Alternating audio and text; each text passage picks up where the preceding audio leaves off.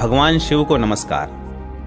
ओम नमो देवदेवाय शिवाय परमात्मने अप्रमेय स्वरूपाय व्यक्ताव्यक्त स्वरूपिणे त्वं पतिर्योगिनामीश त्वयि सर्व प्रतिष्ठितम त्वं यज्ञस्त्वं वषट्कारस्त्व मोंकारः प्रजापतिः।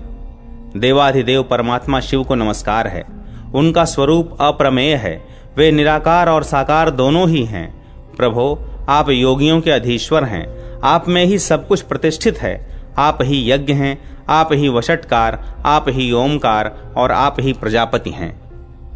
प्रहलाद की भगवत धारणा।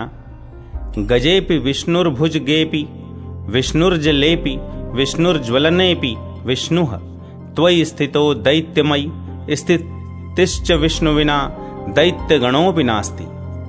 स्तौमि विष्णुमहं येन त्रैलोक्यं सचराचरं कृतं संवर्धितं शान्तं समे विष्णुः प्रसीदतु। ब्रह्मा विष्णुर्हरो विष्णु रिन्द्रो वायुर्मोनल प्राकृत्यादीनि तत्त्वानि पुरुषं पंचविंशकम्। पितृदेहे गुरोर्देहे मम देहेऽपि संस्थितः एवं जानन् कथं स्तौमि म्रियमाणं नराधमम्। भोजने शयने याने ज्वरे निष्ठीवने रणे हरिरित्यक्षरं नास्ति मरणैरसौ नराधमम्। माता नास्ति पिता नास्ति नास्ति मे स्वजनो जनः हरिं विना न कोऽप्यस्ति यद्युक्तं तद्विधीयताम्। प्रहलाद कहते हैं, हाथी में भी विष्णु, सर्प में भी विष्णु, जल में भी विष्णु और अग्नि में भी भगवान विष्णु ही हैं। दैत्यपते, आप में भी विष्णु और मुझ में भी विष्णु हैं। विष्णु के बिना दैत्य गण की भी कोई सत्ता नहीं है। मैं उन्हीं भगवान विष्णु की स्तुति करता हूँ जिन्होंने अनेकों बार चराचर भूत समुदाय के सहित तीनों लोकों की रचना की है, संवर्धन किया है और अपने अंदर लीन भी किया है। वे भगवान विष्णु मुझ पर प्रसन्न हों। ब्रह्मा भी विष्णु रूप ही हैं। भगवान शंकर भी उन्हीं के रूप हैं। इंद्र, वायु, यम और अग्नि, प्रकृति आदि 24 तत्व तथा पुरुष नामक 25वां तत्व भी भगवान विष्णु ही हैं। पिता की देह में, गुरु जी की देह में और मेरी अपनी देह में भी वे ही विराजमान हैं। यूं जानता हुआ मैं मरणशील अधम मनुष्य की स्तुति क्यों करूं, जिसके द्वारा भोजन करते, शयन करते, सवारी में ज्वर, निष्ठीवन, रण और मरण में हरि इन शब्दों का उच्चारण नहीं होता, वह मनुष्यों में अधम है। मेरे लिए न तो माँ है, न पिता है और न मेरे सगे संबंधी ही हैं। श्री हरि को छोड़कर मेरा कोई भी नहीं है। अतः जो उचित हो वही करना चाहिए। प्रभास तीर्थ की सीमा, क्षेत्र विभाग, महिमा तथा रक्षक गणों का वर्णन। पार्वती देवी बोली, महेश्वर, यदि प्रभास क्षेत्र सब तीर्थों में श्रेष्ठ है तो अन्य बहुत तीर्थों के विस्तार से क्या लेना है। प्रभास क्षेत्र का ही महात्म्य बताइए। प्रभास क्षेत्र कौन है, उसकी सीमा क्या है तथा उसका सार तत्व क्या है, यह सब आप बताने की कृपा करें। भगवान शिव ने कहा, देवी, समस्त क्षेत्रों में प्रभास मुझे अधिक प्रिय है। प्रभास में उत्तम सिद्धि और परम गति प्राप्त होती है। उसके पूर्व भाग में अंधकार का नाश करने वाले स्वामी सूर्य नारायण जी हैं। पश्चिम में माधव जी का स्थान है। दक्षिण में समुद्र तथा उत्तर में भवानी है। इस प्रकार की सीमा से युक्त वह क्षेत्र 12 योजन का है। इसी का नाम प्रभास क्षेत्र है, जो सब पातकों का नाश करने वाला है। उसके मध्य में 5 योजन विस्तृत पीठिका है, जो न्यंकुमति से पश्चिम, वज्रिणी से पूर्व, माहेश्वरी से दक्षिण तथा समुद्र से उत्तर में स्थित है। उसकी लंबाई और चौड़ाई मिलाकर 5 योजन का विस्तार है। यह पीठ कहा गया है। अब इसके गर्भगृह का वर्णन सुनो। दक्षिण से उत्तर की ओर वह समुद्र से कौरवेश्वरी देवी तक फैला है और पूर्व पश्चिम में गोमुख से आश्वमेधिक तीर्थ तक उसका विस्तार है। यह गर्भगृह मुझे कैलाश से भी अधिक प्रिय है। इस गर्भगृह की सीमा में पृथ्वी पर जितने भी तीर्थ, बावलियां, कूप, तड़ाग, देव मंदिर, सरोवर, सरिताएं, गड्ढे और कुंड हैं, वे सभी परम पवित्र तथा सब पापों का नाश करने वाले हैं। इनमें जहां कहीं भी स्नान करके मनुष्य स्वर्ग लोक में प्रतिष्ठित होता है। इस क्षेत्र का प्रथम भाग माहेश्वर कहा गया है, जो परम पवित्र है। दूसरा वैष्णव भाग और तीसरा ब्रह्म भाग है। ब्रह्म भाग में 1 करोड़ तीर्थ हैं, वैष्णव भाग में भी 1 कोटि तीर्थ हैं। इन दोनों के मध्य में रुद्र भाग या माहेश्वर भाग है, इसमें 1.5 करोड़ तीर्थ हैं। इस प्रकार यह क्षेत्र 3 देवताओं का बताया गया है। यह गोपनीय से भी गोपनीय तथा मुझे विशेष प्रिय है। सब विभागों को मिलाकर इस क्षेत्र में 3.5 करोड़ तीर्थ हैं। इसकी यात्रा भी 3 प्रकार की है। पहली रौद्री यात्रा, दूसरी वैष्णवी यात्रा और तीसरी ब्राह्मी यात्रा कही गई है, जो सब पातकों का नाश करने वाली है। ब्राह्म विभाग में इच्छा शक्ति कही गई, वैष्णव भाग में क्रिया शक्ति और तीसरे रुद्र भाग में ज्ञान शक्ति बताई गई है। पापी, शठ अथवा दूसरों को हानि पहुंचाने वाला मनुष्य ही क्यों न हो, यदि वह प्रभास क्षेत्र के मध्य भाग में निवास करता है तो सब पापों से मुक्त हो जाता है।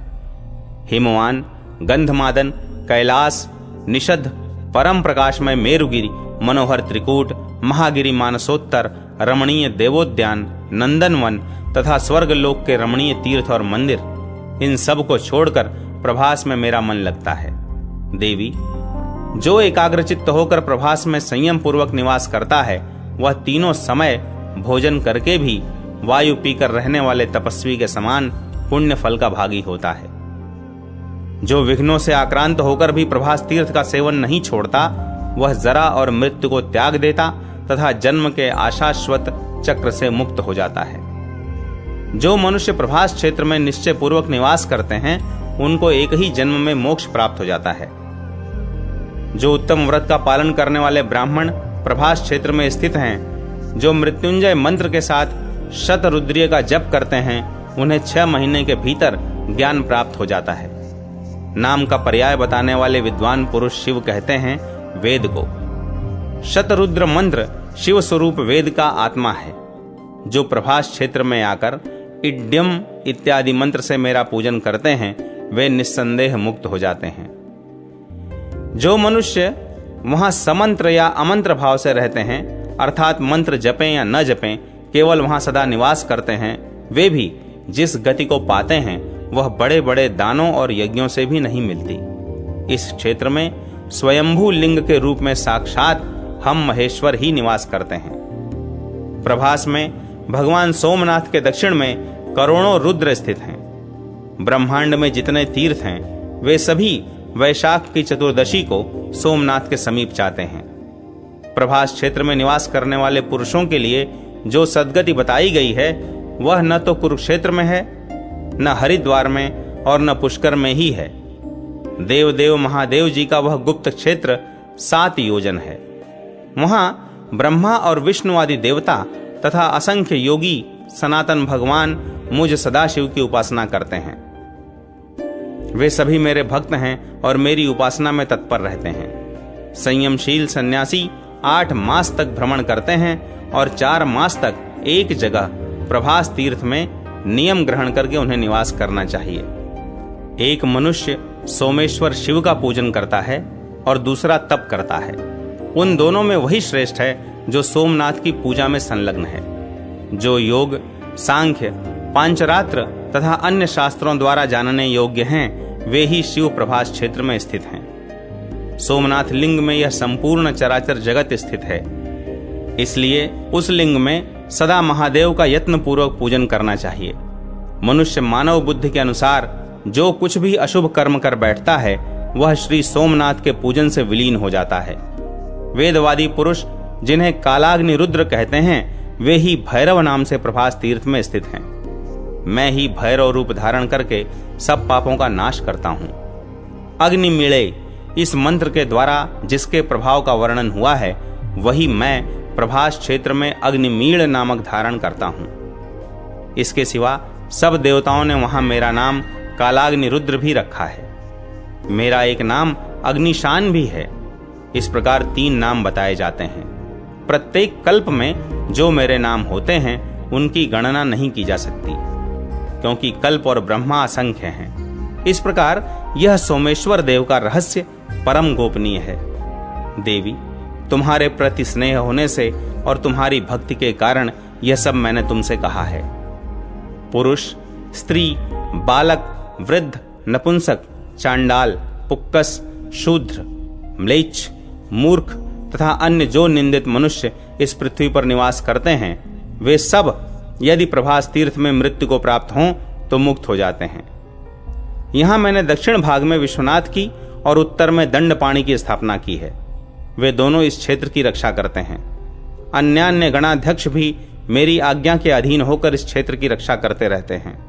उनके नाम इस प्रकार हैं: महारुद्र, चंडीश, घंटाकर्ण, गोमुख, विनायक, महानाद, काकवक्त्र, शुभेक्षण, एकाक्ष, दुंदुभि, चंड, तालजंघ, भूमिदंड, दंड, शंकुकर्ण, वैधृति, तालदंड, महातेजा, चिपिटाक्ष, हयानन, हक्तिवक्त्र, श्ववक्त्र, विडालवदन, सिंहमुख, व्याघ्रमुख तथा वीरभद्र। ये सब गणेश जी को आगे रखकर देवदेव शिव तथा इस क्षेत्र की रक्षा करते हैं। प्रभास क्षेत्र में कुल 1 अरब 11 करोड़ 13 लाख गण निवास करते हैं। वे सभी प्रभास क्षेत्र की रक्षा में तत्पर रहते हैं। अट्टहास नामक गणाध्यक्ष 100 करोड़ गणों के साथ पूर्व द्वार में रहकर इस क्षेत्र की रक्षा करते हैं। घंटाकर्ण नामक गण अन्य 18 करोड़ गणों के साथ दक्षिण द्वार पर रहते हैं। विश्वर नामक गण पश्चिम द्वार के रक्षक हैं तथा दंडपाणि देवदेव सोमेश्वर के उत्तर द्वार पर रहते हैं। ईशान कोण में भीषणस्य, अग्नि कोण में छागवक्त्र, नैऋत्य कोण में चंड तथा वायव्य कोण में भैरवानन रक्षा करते हैं। नंदी, महाकाल, दंडपाणि और विनायक ये मध्य भाग में 100 कोटि गणों के साथ सोमनाथ के अंगरक्षक हैं।